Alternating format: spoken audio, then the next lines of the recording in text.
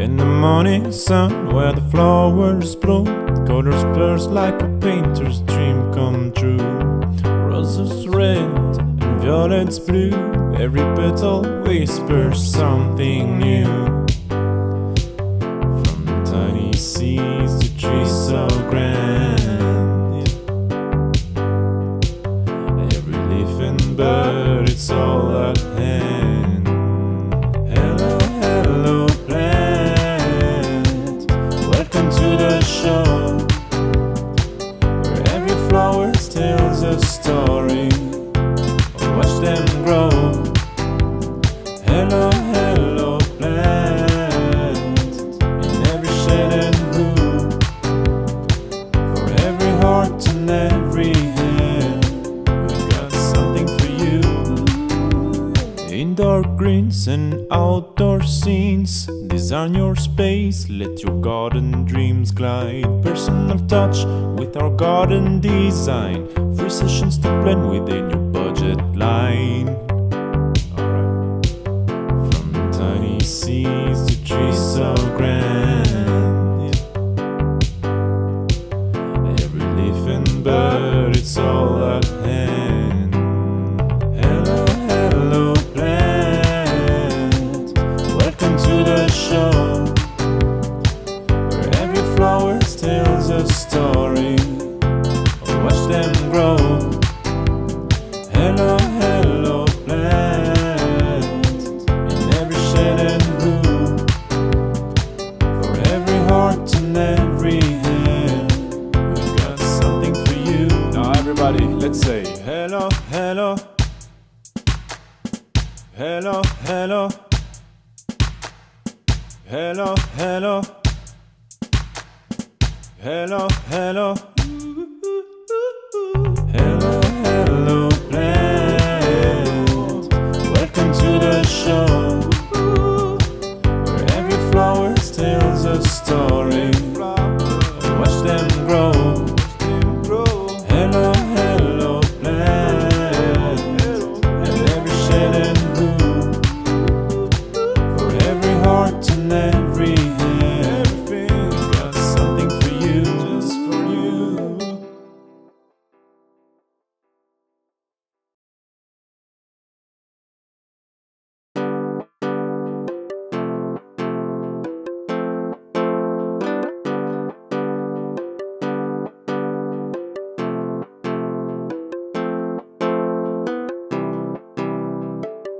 In the morning sun where the flowers bloom, colors burst like a painter's dream come true. Roses red and violets blue, every petal whispers something new. From tiny seeds to trees so grand, every leaf and bird, it's all at hand. Hello, hello plant, welcome to the show, where every flower tells a story. Watch them grow. Hello, hello plant, in every shade and hue, for every heart and every hand, we've got something for you. Indoor greens and outdoor scenes, design your space, let your garden.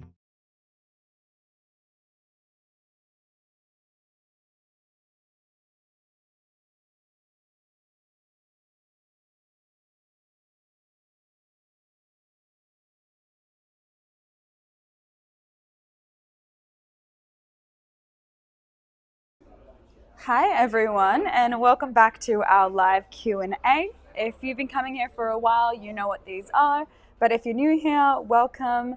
Basically, it's very easy how this works. All you need to do is comment any questions that you have.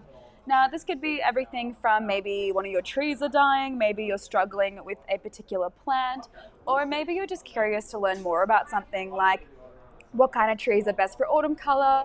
Maybe you're starting a new garden project and you want to know what are some great low maintenance options. Anything like that, anything that's gardening or plant related, all you need to do is just comment it. I'm going to ask it to Chris, which he will answer. I do this in chronological order, so it's a first in, first served.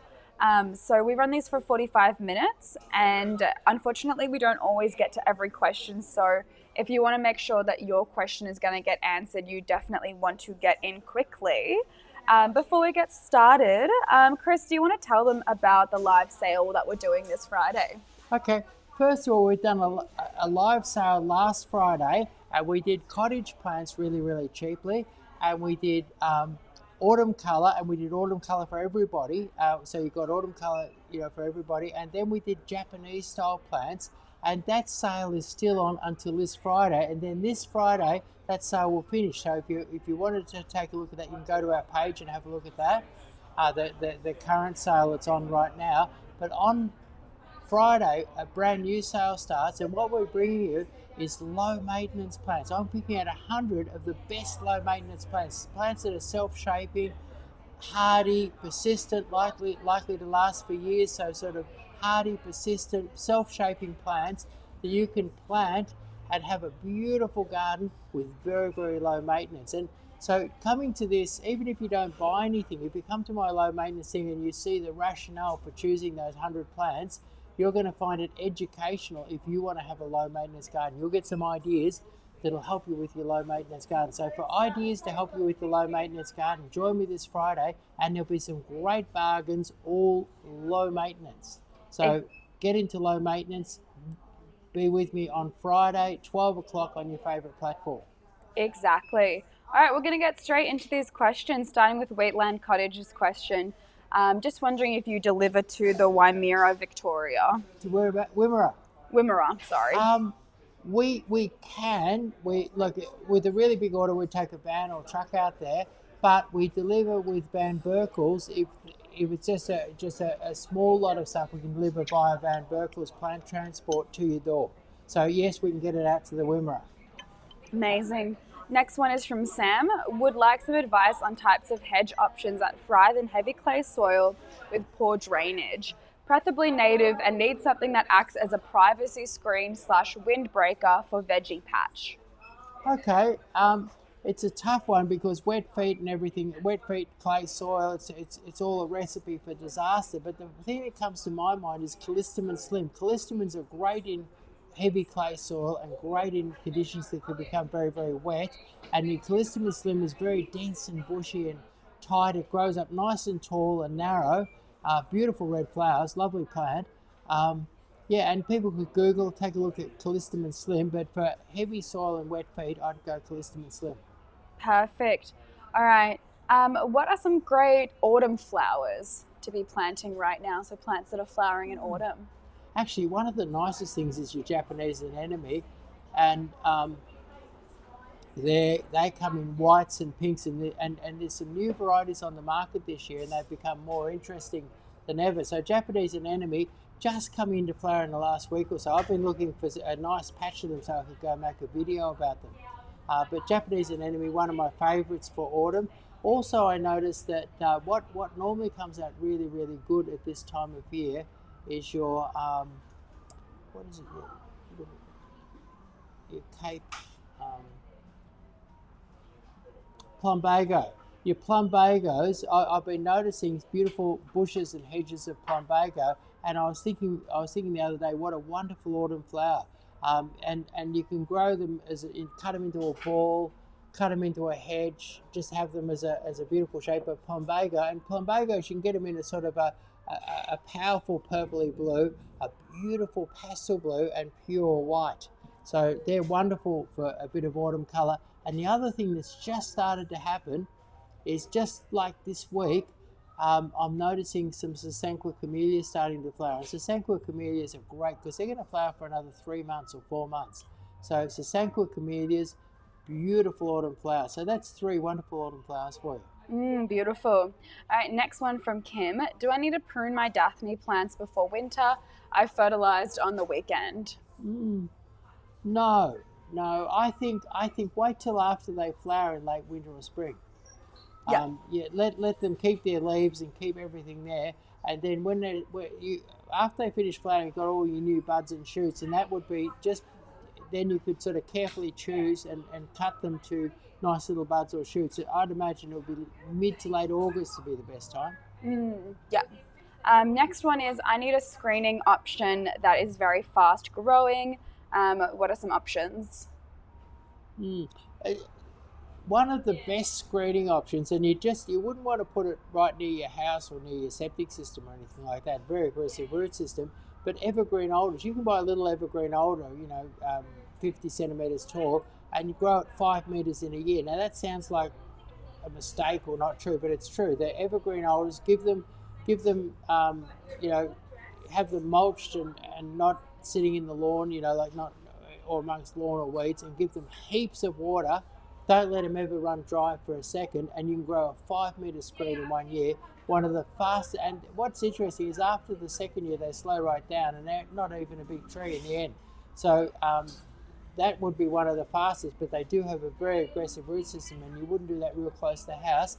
Now another fast growing screen is your slender weaver bamboo, also known as gracilis. Now gracilis, I've been amazed. I remember dropping off some little 8-inch pots to a customer and coming back 2 years later, and what an incredible wall of foliage, absolutely fantastic. And what's good about them is you can plant them pretty close to the house because they don't have tree roots. They only have sort of grass-like roots that don't really, so close to the house, very fast growing, gracilis bamboo, and away from the house and very fast growing with a dangerous root system, evergreen alders. Amazing. Australensis. Yeah. Katie has a little gem magnolia dropping 80% of its leaves and going black on the stems. What do you think could be the problem there? It sounds like it's dying, and we've had a very, very dry summer, and I wonder if it didn't get enough water. What I would do with that one immediately is give it put some soil wet around the base, cultivate around the base, give it some soil wetter, maybe throw a bit of Osmocote on at the same time, and then give it a really good deep soak. Perfect. Hopefully that fixes it right up. Next one from Romy, who asks, should I prune my camellia now or wait for spring? I think wait till it finishes flowering. And that's just actually when it's almost finished flowering, camellias go into a mad flux of growth. So you want to get that pruning done before the new growth so that you get your new growth in the right places. Yeah. Ali asks, when should I plant hydrangeas? You can plant them anytime, and right now is probably a good time because if you get a nice big bushy hydrangea now, it's probably going to flower beautifully in springtime. Like we've got lots of nice bushy ones in the store right now, and they will deliver good spring flowers, whereas a bushy one purchased in spring probably isn't going to do it till the following spring. Yeah. Ben asks, any tips on growing Daphne Eternal Fragrance? Will it work in containers? Yeah, Eternal Fragrance will grow beautifully in a pot. Here we have a gardenia soil mix, and that gardenia soil mix would be the what is it? You can get it at Bunnings as well, but it's can't think of that. But yeah, your gardenia soil mix, Debco gardenia soil mix, would be excellent for growing your Daphne in a container. But the thing is, Daphnes like to have plenty of they like to spread their roots right out. So I'd use a nice big, deep, as bigger and deeper container as I could, and use a really good, like a Daphne mix in it, and you'll be right. And also they're hungry little plants, so give them Osmocote regularly. Perfect. Muzzy asks, when is the best time to plant mop tops? Anytime, really. Like there's something you can plant all year round, and I think probably now would be a better time than say, particularly if you're in an area where they're likely to get wet feet in the winter. You'd plant them now or springtime as a potted plant, and you'll find them a little bit hardier to plant than the bare roots. Yeah. All right. Next question is Colorado Blue Columbine a perennial? I think it is a perennial, but it wants to be in a sort of a fairly sheltered kind of a spot. But it is a perennial, yeah. Let me have a look. Yep, it's a perennial, short-lived perennial. native to the Rocky Mountains. Cool. All right, next question is, let me see. Why have my pink hydrangeas turned blue? That's interesting. There's no such thing as a pink or a blue hydrangea. What it is, it's the same as saying that you've got. So what it is it's like a it, in an acidic. If you came in here and bought a pink hydrangea, and you find hydrangeas in here with a pink label, and you plant them in an acidic soil, it might take a year or so, but they'll turn blue. And the same as if you come in here and buy a blue hydrangea and put it in alkaline soils, it will turn pink. And the same with red. Red turns dark blue or purple.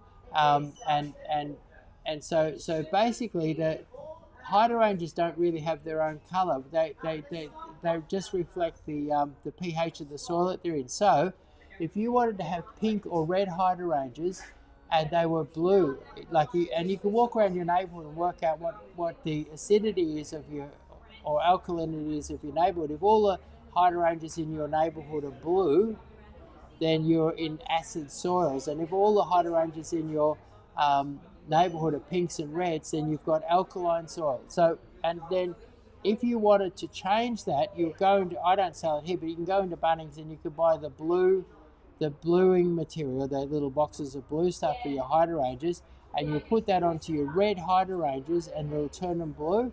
And then you could go and get some dolomite lime. If you've got blue hydrangeas and you want red or pink, get some dolomite lime and put a good heavy sprinkling of dolomite lime around the base of them, and they'll turn pink or red. So that's the answer to the hydrangea dilemma.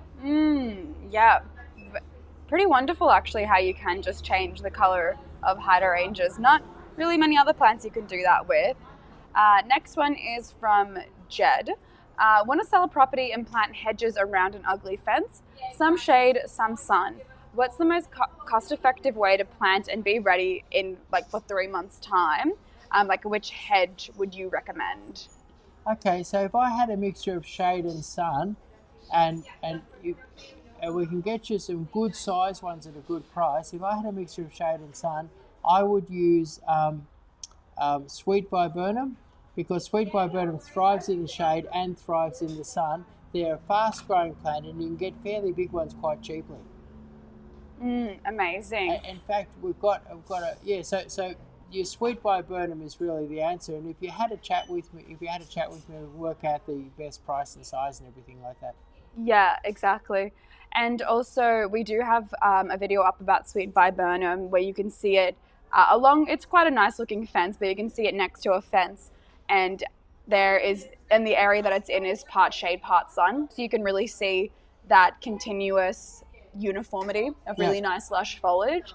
How you can find that is if you just hop over to our YouTube channel and search up sweet viburnum, that video should come up.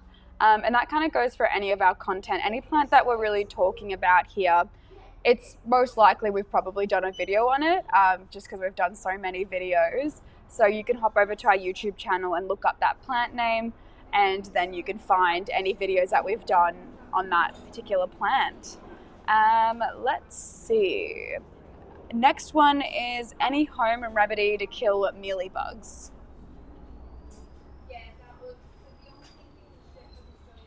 I think I don't know whether you kill them, but get rid of them would be your neem oil.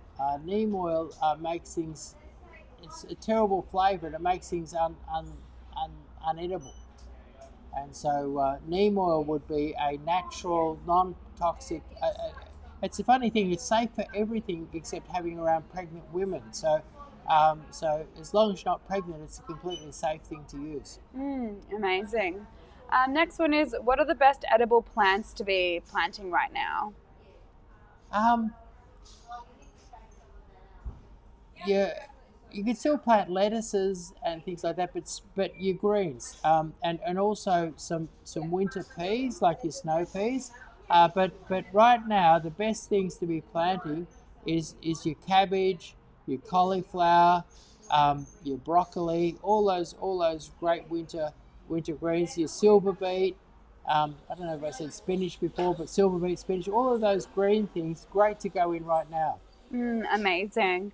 Next question is, what should I be doing right now at the start of autumn to be helping my garden out and making sure that it's the best garden it can be?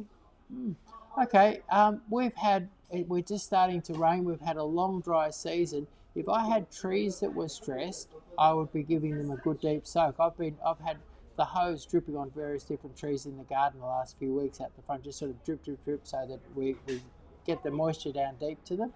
And we have had a very, very dry summer, so anything that's suffering, when you get rains, it's a really good time. It's a funny thing, but like I often water in the rain. When you've got rain, it's a great time to add a bit of extra water and get that water in nice and deep.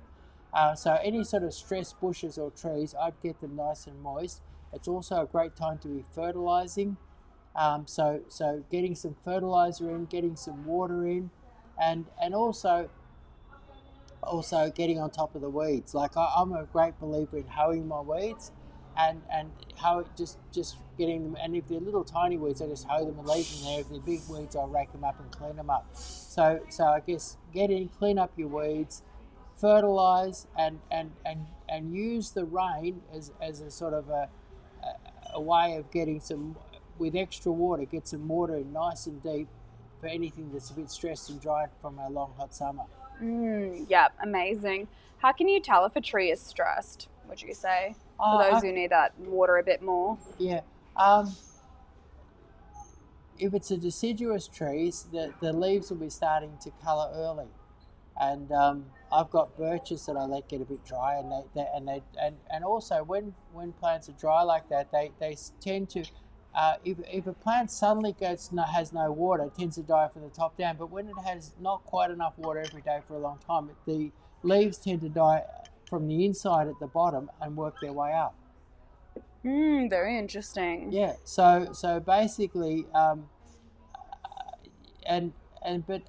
leave even on evergreens, like if you had a magnolia and leaves are yellowing and browning on the inside towards the bottom of it, it's dry. Yeah. Next one is, I have Sankaki maple in a pot and the leaves look a little bit burned, like brown at the edges. What should I do, and how often should I be watering it now? Okay, so I would suspect that it's not in a big enough pot. And so what I would do right now is I would get a bigger pot, go up a size, and I would use some nice quality potting mix. So good quality potting mix, good dose of Osmocote right now, and I reckon it's cool. We've got cool nights and that now. Every 2 or 3 days is a good soak. Every 2 or 3 days should be fine. But what will happen is that if you repot it now and feed it now, you'll get some good autumn and winter root growth, and then it'll boom away beautifully in the spring. And then next summer, in that bigger pot with a bit of extra water, you can stop it from burning. Any tips for repotting it? Just get a bigger pot, put some potting mix in the bottom, lift it out. I don't tease the roots, and just pop it in nice and high in the pot. You keep it up nice and high, plenty of the good soil underneath, and just pop it all in. And don't ram the potting mix in, just gently push it in and put a bit of Osmocote on the top, and you're in business. Perfect. All right. Next one is how to keep flower for peace lily. I got flowers for 1 year. I got flower for 1 year, still no flower yet. I don't know if that's them wanting it to flower and it hasn't flowered yet. It sounds like they want more flowers. You know what you should do is, if you want flowers on anything, what is absolutely miraculous is a product called Miracle Grow. We don't sell it here. You can get it in at Bunnings or a few different places. But Miracle Grow, it's an American designed fertilizer that has a very, very high level of phosphorus in it, and it gives the plants a little toxic shock of phosphorus and actually causes them to start flowering. And I found that it works on almost anything that you need to flower a fruit, is start applying regular doses of Miracle Grow. All right, amazing. Next one from Corvus. I have a weeping camellia that I'm trying to save. Wind has got to it. Will it be okay? Any tips? I think stake it really well. Cultivate around the base. Give it a really good dose of Osmocote. fine crushed pine bark is really good to mulch around it, but have a nice big circle of no grass or weeds around it. Fine crushed pine bark, stake it really well, and perhaps use some black electrical tape or something like that to hold it up, and plenty of fertilizer, and you should be right, and a bit more water. Yeah, perfect. Next one is, please tell me a few full shade flowering perennial plants. What's that? Please tell me a few full shade flowering perennial plants. Okay, so first thing that comes to mind is your rock lily, and my favourite rock lily, I'm just trying to think of the name, I'll come back to it in a sec. Then there's, these days you've got a fabulous range of heliobores, flower beautifully in the shade, and then you've got your clivia, and I like the hybrid clivia and the yellow clivia. So lovely, they're lovely perennials, and they'll grow in the deepest, darkest shade. And then I mentioned before about the Japanese anemones. Japanese anemones love the shade. So Japanese anemone, clivia, and then your rock lily, and there's some, I'm having trouble thinking of names right now, but there's some lovely dwarf little rock lilies. There's a new pink one out, and they're fabulous in the shade. And then one of my favourites in the shade is Mona lavender. Mona lavender is not a lavender at all. It's a plectranthus, which is a sort of a larger leaf thing. It has beautiful purpley foliage, sort of purpley velvety foliage, and amazing blue flowers, sort of really nothing like a lavender, but beautiful blue flowers, purpley foliage, a beautiful plant. And then you've got your silver beacon and your white beacon, and then really, really good is your ajugas. Your ajugas, what I like about ajugas, they have really nice flowers on them, but beautiful foliage. And so if you choose a nice purple one, or my favourite Burgundy Glow, which has got pinks and blues and stuff in the foliage, and then it has beautiful blue foliage. So that gives you quite a lot. Ajuga, we're talking ajuga, we're looking, and my favourite rock lily, I find the normal seedling rock lilies to be a bit big and untidy, but Tapuna is a beautifully shaped, beautifully full little one with lovely, sprays of white flowers. And there's a lovely pink one, I can't think of the name of that, and then you've got all of your different heliobores. You've got your clivia, particularly like the yellow clivia, and if you start planting all of those, you'll have a very colourful shady spot. Amazing. I'm just seeing if I can search up pink rock lily to see, is it that? No, Pink that's a rock orchid. No, rock Pink lily. stars? Pink stars, I think that's it. This one. Yeah, pink stars, that's it. Nice. So Arthropodium pink stars, lovely soft pink, but what's good about it is some of your rock lilies are very sort of big and untidy. Pink stars is small and neat. Mm-hmm. Next one is, how can I get a cutting from a caper plant to grow? I don't know anything about caper plants. It's a very interesting question. If you're having trouble, but here's a thought. If you're having trouble, the old-fashioned, before people had hot houses and all the fancy stuff, they did layering. And I've seen all sorts of plants grow beautifully from layer. Some really rare magnolias and things like that. I've seen that all when I was a kid. And what you do, how you layer, is you use sphagnum moss, and you use a little bit of hormone. So what you do is you make a wound on the branch. You put some rooting hormone onto that wound, and then you put sphagnum moss around that whole wound area, a nice big handful of it, and then you put a sheet of plastic around that, and you tie it at both ends, so it's like a little sausage on the branch. It takes a few months. So if something was very difficult to strike, like say a caper, layering is your most likely way of being effective. And it's a very old-fashioned way of propagating, which is good for the home gardener, because you don't need a fancy hothouse or too much. You do need a bit of hormone, and you do need sphagnum moss, and you do need a little bit of plastic. Yeah, amazing. Yeah, I just looked it up as well, and it said to take semi-hardwood cuttings in late winter or early spring, prepare them by removing leaves from the lower half and trimming the base, dip the base in rooting hormone, plant them in well-draining soil, ensuring to maintain humidity and warmth as well. But if you're having trouble doing it, something like a layer, anything that'll strike from a cutting will strike from layers. Amazing. Next one is from Sylvia. Can you plant dwarf hydrangeas in an area that only gets 1 hour afternoon sun? Yes. Yeah, Perfect. sure. Hydrangeas, what hydrangeas love is that they like good fertile soil. So you mix up that soil, get a bit of compost into it, get a bit of fertilizer into it. They like water, and they like to be in the shade most of the time. And just an hour of late sun in summer would be perfect. Yeah. Damo wants to know what's the best way to grow a tree fern. Okay, there's the main tree fern around is called Antarctica, and you can buy that sort of chopped off. And what you do when you buy it, you put your finger in the top. If it hasn't got a shoot on it, you put your finger in the top and feel that there's a nice healthy cold, a nice cold, wet, healthy little shoot coming out of the top. And then you take it home, and you've got to plant them in a spot without hot afternoon sun, or a fully shady spot. Or certainly no hot afternoon, even midday sun you don't want. So a spot that's mostly shady, and particularly shady for the afternoon, or dappled shade or something like that. So you take it, find the right spot, and you dig it into the ground far enough for it to be stable in the ground. So you're just buying this chopped off stump that they've chopped off, you dig it into the ground a little bit, you put a nice big teaspoonful of sugar in the top, and you water it from the top down. So you water it regularly, just put the hose on the top and let the water stream down the sides of it and keep it nice and moist. And that's how to get them going. And then apart from that, once they get going, a little bit of Osmocote occasionally, plenty of water, and that's it. Yeah, perfect.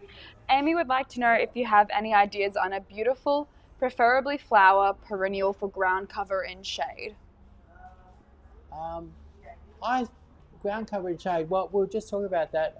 And Ajuga, Euryjugas, and there's quite a range of them. You've got purple ones, you've got jungle giants, you've got my favourite is called Burgundy Glow, and that has pinks and greys and silvers in its green, pink, grey, and silver in its leaf. Beautiful leaves, and then beautiful blue flowers, and it's a lovely, flat, neat little one.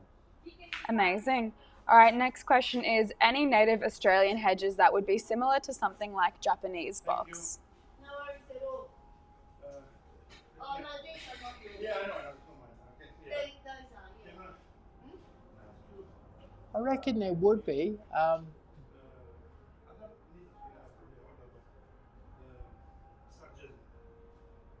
That's something we could have a look at and answer later. I think I could sort of can think of a couple of things. We might just have a look at that now. How can we answer that later? If you DM us, because once the live ends, we lose every comment. Like we can't find any of the comments again. But if you privately message us on Instagram, Yeah. I think it's on Instagram. No, it's on TikTok. Sorry. If you DM us on TikTok, we can come back to you and answer it that way. I did look it up, and it says Westringia. No, Might be. No, I don't think so. No, that was my first thought, but I thought the leaves are the wrong shape. I'm thinking of something with it, and I just need to have a little look around. But Yep. I think I can answer that. Yeah, no worries. If you just message us privately, and we can get back to your message that way. Next one is my bird of paradise is not flowering. Planted it in partial shade 5 years ago. That's a long time not to flower. I reckon I'd cultivate around it, I'd put some Osmocote on it, and then I'd start treating it regularly with Miracle Grow. And Miracle Grow is the one that'll trigger flowering, but I kind of suspect that it's not really fully happy or healthy and might need a bit of extra fertilizer. Yeah.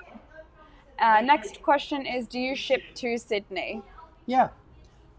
We ship to Sydney in two ways. We do little odd, rare bits and pieces that people can't buy in Sydney. Victoria, I have to say this, Victoria has a vastly better nursery industry than New South Wales. We have, a much wider range of plants, better prices, incredible choices down here. And so there's little bits and pieces that people can't get, and we post those little bits and pieces up to Sydney.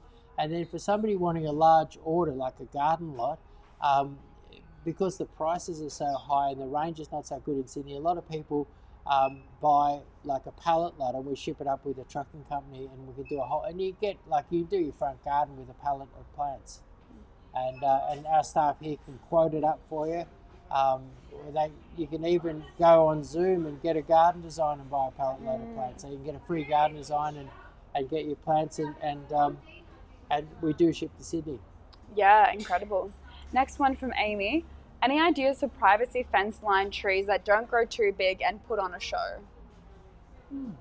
So fence line trees don't grow too big and put on a show.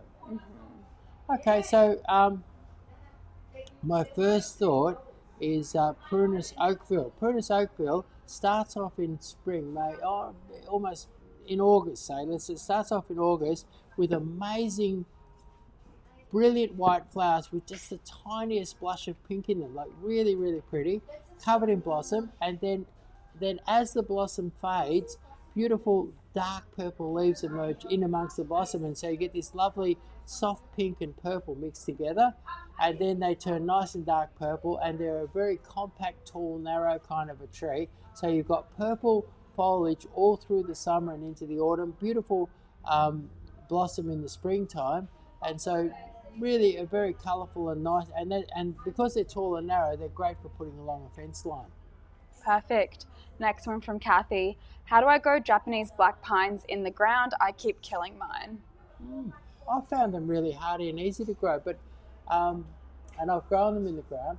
I'm wondering if your ground's not terribly hard and terrible. Like what you might need to do is dig a really big hole and mix in some and then maybe get a couple of nice big rocks, dig a nice big hole, mix some potting mix all through it, put a couple of big rocks there so you get a nice natural sort of Japanesey looking mound, plant it up nice and high with a nice mixture, 50-50 mix of your potting mix and your soil, sort of, so they've got a nice deep root system, they're sitting nice and high, and I think you should be right. Apart from that, I found them a very, very hardy tree, so I think your soil must be clay, hard, compacted. Yeah, fair. All right, next question is, what are your favorite plants for a Hampton style garden? Okay. Sweet little agastache, lovely tall soft pink plant. French lavender, Sunday Fraise hydrangea, Shasta daisy, Arenaria. So basically sort of whites, blues and pinks. So Arenaria, beautiful white ground cover. Shasta daisy, beautiful bright white flowers. Back 120 years ago, it was the most popular plant on the planet. It was a big fashion, but it's still a wonderful plant today. French lavender flowers for most of the year, and it has a beautiful sort of soft grey foliage, and I love the colour of the French lavender. It's kind of not purple, it's a beautiful sort of soft mauve, and nice smell to it, and a beautiful plant. And your agastache sweet lil, beautiful pink flowers, lovely bush. It has a sort of a looseness and a wildness to it, and flowers for months and months and months. Incredible. Next one is best fertilizer for white alpine strawberries. Best. Look, it's hard to beat. Like Osmocote, nurserymen use it by the ton and use it on heaps of different things. And I would imagine, although I've never done the alpine sweet strawberries, I'm sure that you'd find that you do perfectly well using Osmocote on them.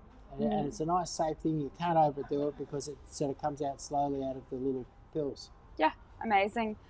Luke says, love your content. What hedges / plants do you recommend for Oberon? So you're in super high frost country. I had a friend there, and he told me that frost there could be up to -16. So if you wanted a sort of an exotic European style hedge, the one that's going to work there would be a Portuguese laurel or a cherry laurel. They're both ones that you find all through Europe, and that it's an evergreen that'll hang in those extreme frosts. So that they would be for and then apart from that, you've got your conifers, and you could use like Leighton's green for a fast big hedge. You could use something like a Spartan for a slower growing sort of different style of hedge to, say, a Leighton's green. So they would all handle your extreme frost that you have there. Perfect. Momentum Mowing asks, what's your favorite type of plant to create a pleached hedge? Interesting question. I reckon it would be a weeping lily pillar. You don't see many pleach hedges of weeping lily pillars, but they really are a beautiful hedging plant. But I particularly like, I very often do garden designs and do use the bay tree. A bay tree, a lot of places where you're looking at it, you've got, where you're going around a courtyard, one side of it could be very shady. And where you've got shade and sun to deal with, the bay tree is very, very good. And that's very often when you're pleaching, that's what you seem to be up against. So just out in the hot full sun, I think it would be a weeping lily pilly. Where I've got that normal sun-shade situation, sunny on this side, shady on this side, I like the bay tree. Amazing. Estelle asks if you could please repeat the name of the tall, narrow tree, Prunus something. Oh, Prunus Oakville. It's actually, the full name is Prunus Oakville Crimson Spire, and it's a wonderful, wonderful tree to use in the landscape. And also, is it suitable for coastal Queensland? I need a high plant to block out street light on a side path. No, Okay. no, it's a bit hot and wet up there for it. What would be good to block out street light, high plant, coastal Queensland? I'm thinking the blueberry ash. Blueberry ash, beautiful pink blossom in spring, quite an upright sort of a tree, fairly vigorous. Get up there and block out that street light very quickly. Perfect. Yeah, so that is the blueberry ash. Moving on to the next question from Anthony. Can cherry blossom grow in a clayey soil?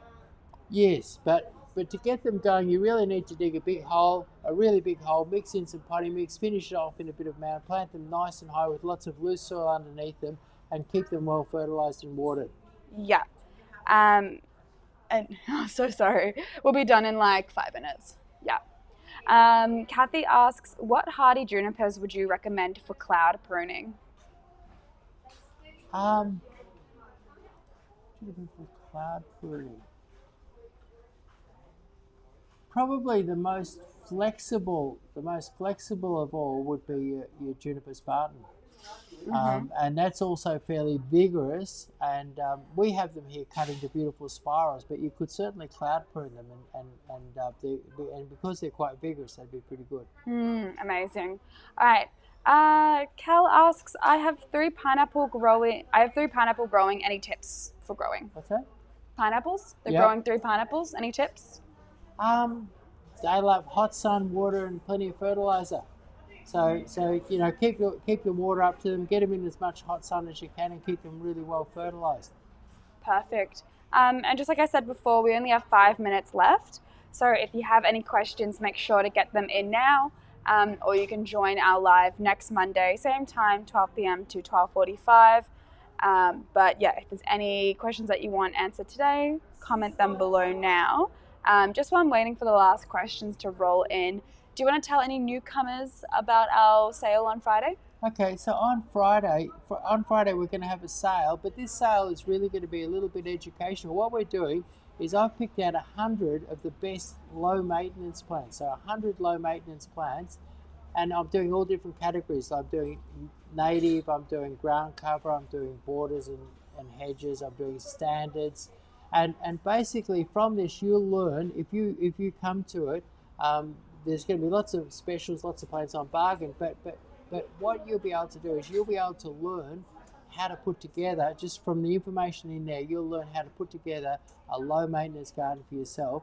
And because gardens really can be a bit of a trap, like in the sense that that if you plant the wrong things, that you're out there chopping and pulling, and you've got all this rubbish to dispose of and everything like that. So, and my criteria for low maintenance is a plant must be hardy, it must be persistent, it must be going to stay there for years, and it has to be kind of self-shaping with minimum pruning and compact, not growing too big. And so they're the qualities. I picked out 100 of the best plants, and really whether you wanted a formal garden, a modern garden, any sort of garden, a native garden, you can choose from this range of low maintenance plants.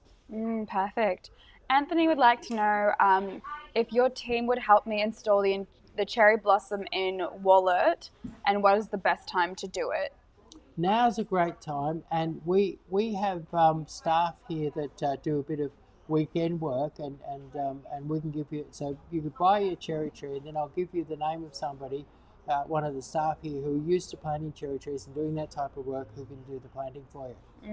And also we can supply you with the right potting mix and fertilizer and everything to make it a success. Yeah, incredible. So yeah, if you just want to come into our nursery, we're in Campbellfield, and then we can get all of that sorted for you. Great. Well, I'm not seeing any other questions, so we might finish up just a little bit earlier. I might just give another minute just for any last minute questions that want to be answered today. Just a reminder that we do this live every Monday and same time, same platforms. We got one here from Kathy. Do you ship to Brisbane? Yes, we do. We send little bits and pieces that like just single plants. We have lots of unusual things and bits and pieces here that people up there want, and we post those up. And then where from time to time people want to have a whole heap of plants, a garden lot or something like that, and then we ship up whole garden lots of plants, and they're like it costs into Brisbane it's about $500 to put a pallet in there, but you can get a 50 to 150 plants depending on the size of the plants onto one pallet, so you can get the whole garden shipped up there and done. And because our prices are pretty good down in Melbourne, you can get it up there quite economically even with the $500 freight. Fantastic. I'm just going to squeeze in one last question before we finish up today. Can creeping figs grow downwards? Yes, but they tend to want to grow upwards, but they'll basically, if you plant them, they'll inhabit any area that's made available to them, but they grow upwards with more enthusiasm than they grow downwards. Perfect. All right, well that is us today. We hope you have a wonderful rest of your Monday. Be sure to join us Friday 12 p.m. for very cheap, low maintenance plants. Even if you just want to learn, you don't have to buy. The sale is going to last for another week after Friday. But if you want to have that educational content and learn more, definitely come on Friday. Join us on whatever platform you are on right now. And yeah, if not, we'll see you next Monday. Thank you. Bye.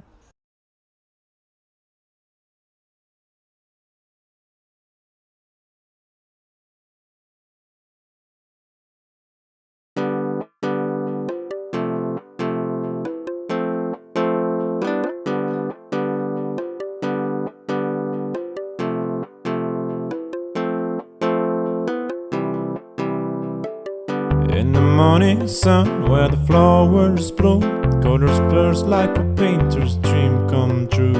Roses red and violets blue, every petal whispers something new. From tiny seeds to trees so grand, every leaf and bird, it's all at hand. Hello, hello plant, welcome to the show, where every flower tells a story. Watch them grow. Hello, hello plant, in every shade and hue, for every heart and every hand, we've got something for you. Indoor greens and outdoor scenes, design your space, let your garden dreams glide. Personal touch with our garden design, free sessions to blend within your budget line. From tiny seeds to trees so grand, every leaf and bird, it's all at hand. Hello, hello plant, welcome to the show, where every flower tells a story. Watch them grow. Hello, hello plant, in every shade and hue, for every heart and every hand, we've got something for you. Now everybody, let's say hello, hello, hello, hello, hello, hello, hello, hello.